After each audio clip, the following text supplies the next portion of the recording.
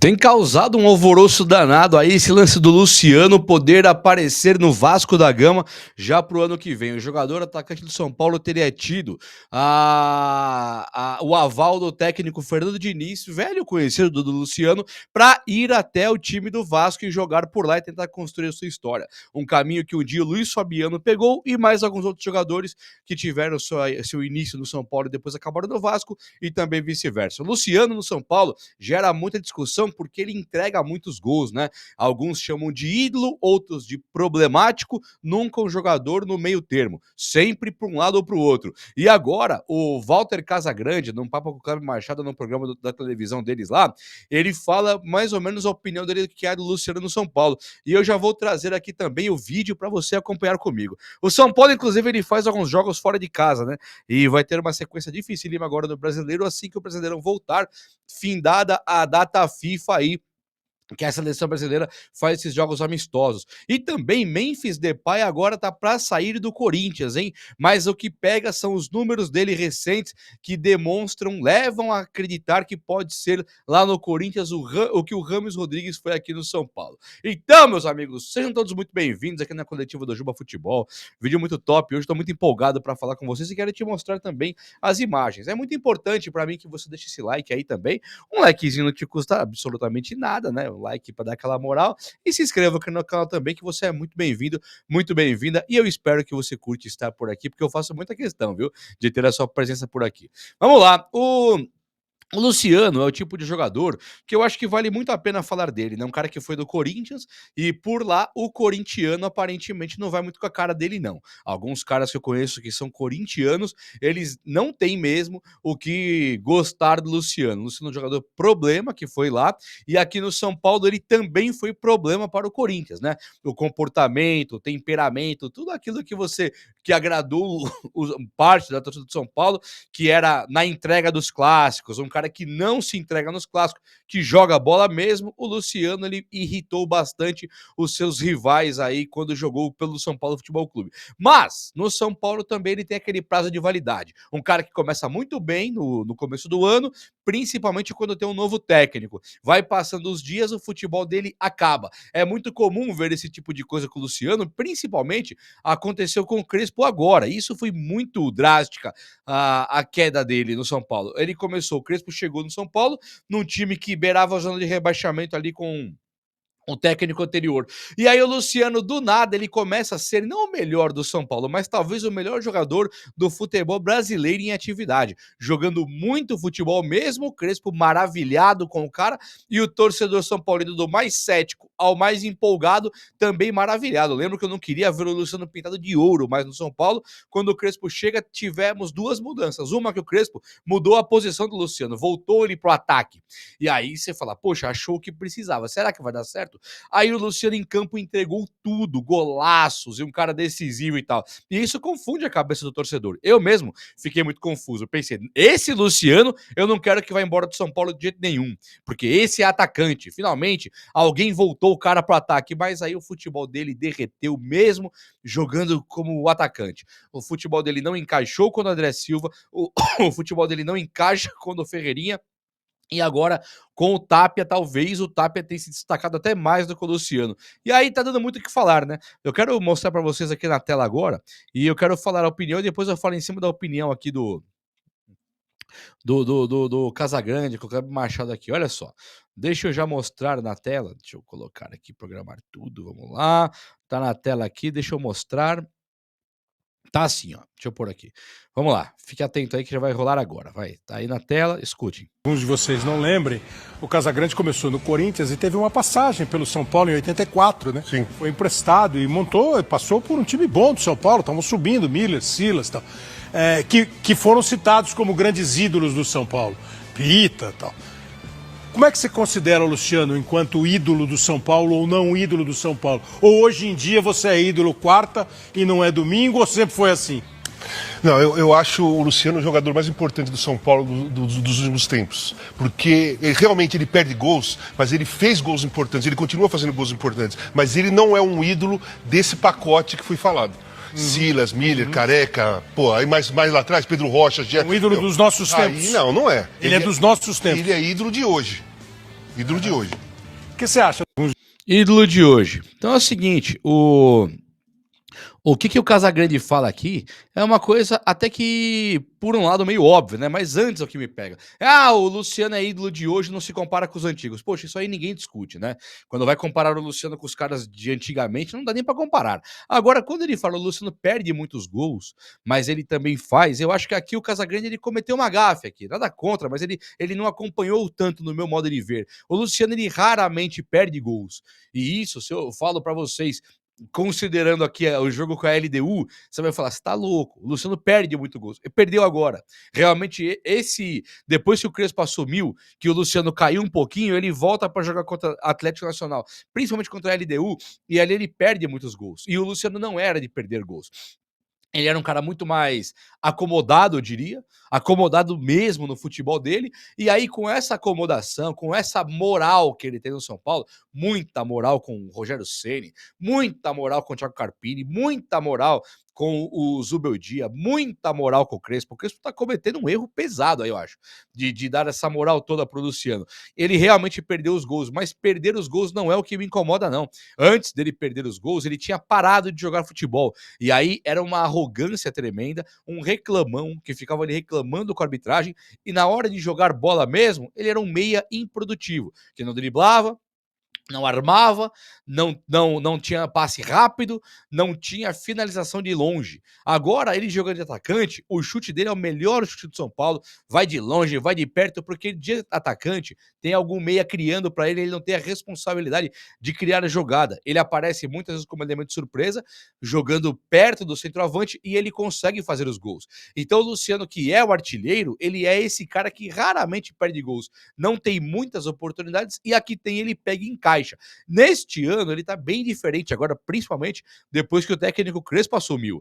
Ele não tem feito a jogada de meia, ele joga como atacante, ele queríamos ele mesmo, e aí ele começa a perder, ter muitas oportunidades e perder também os gols. Aí dá muito o que falar, né? Você fala, pô, o que tá acontecendo? É um outro Luciano que eu estou vendo aqui agora. E aí, pra mim, galera, é o seguinte, não tem nem boi, hein? O Vasco quer o Luciano, poxa, beleza. Acho legal por um lado, e péssimo por outro. Legal pelo lado que o São Paulo deixa de pagar o salário altíssimo do Luciano, que é um salário alto, beira ali quase, não chega, mas beira ali quase o R$ 1 milhão, pelo que me disseram, tá na casa dos 850, quase 900, pelo que me disseram, então é quase 1 milhão por mês, para um jogador que ele não é uma unanimidade e nunca foi no São Paulo, né?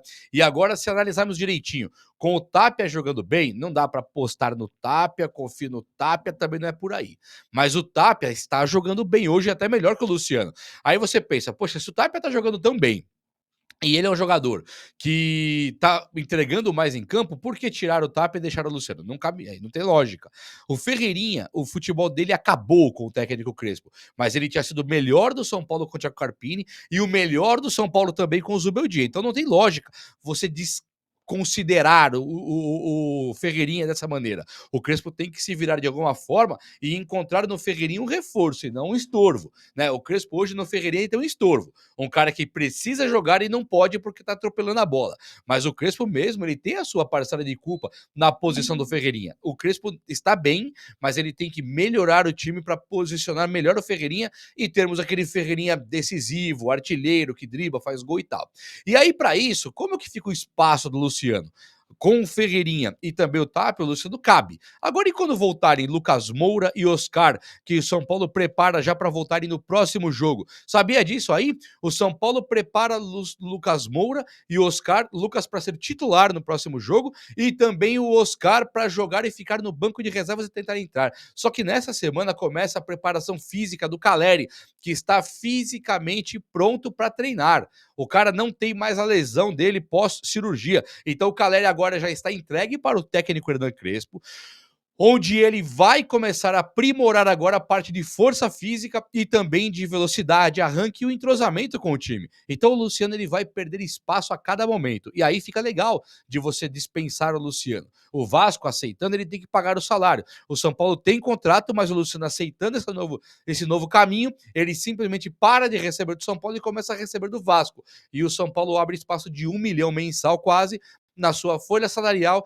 para ou economizar ou trazer um cara de 1 milhão. Você olha para a dívida total do São Paulo aí, você fala assim, poxa, Juba, 1 milhão é muito, tem que economizar, né? 1 milhão por mês, nua e cruamente falando, dá 12 milhões por ano.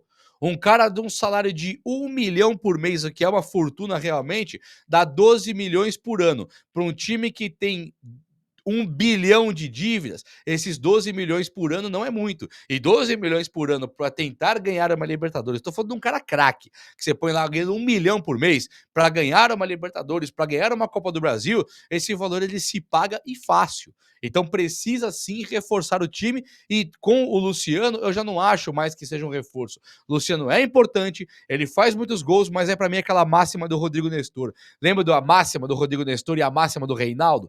Quem que é o lateral que mais deu assistências do São Paulo? Então, é o Reinaldo. Claro que não na história, mas recentemente é o Reinaldo. Mais assistências, mais gols. Isso não quer dizer que ele seja bom para o São Paulo. E a mesma coisa do Rodrigo Nestor. Todo ano ele acabava ali brigando a artilharia do São Paulo e tal. Nem no Bahia ele consegue ser titular.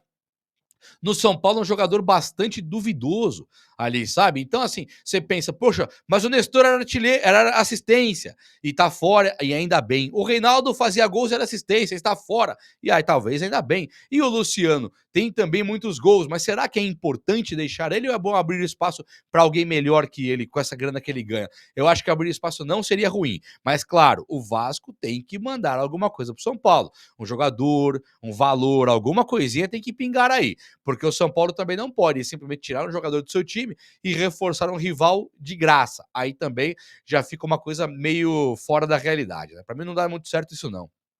Olha só, eu vou colocar na tela aqui agora também uma coisa aqui interessante que eu quero te mostrar sobre esse negócio aqui dos próximos jogos do São Paulo, só que vale muito a pena também. Olha aqui, ó.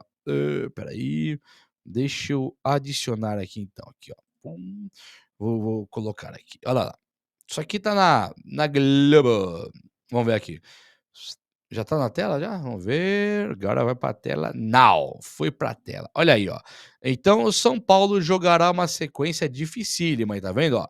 Sequência fora de casa, decisiva na luta pelo G6 do Brasileirão. Olha aqui, ó. São Paulo enfrenta o Grêmio. O Grêmio é lá, tá?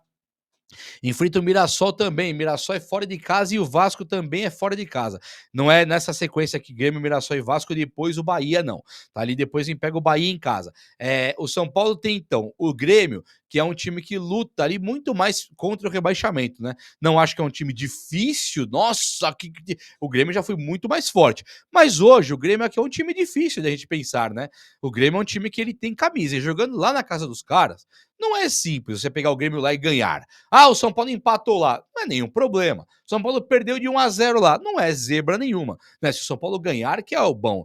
O Mirassol, ele é o menor time aqui entre Mirassol, Grêmio e Vasco. Mas o Mirassol, ele tá jogando mais bola do que Grêmio, Vasco, talvez do que o Bahia. Ele tá jogando mais que o São Paulo. O Mirassol tá jogando futebol. Então, pegar o Mirassol fora de casa hoje não é fácil pro Flamengo. Não é fácil pro Palmeiras. Não é fácil para ninguém.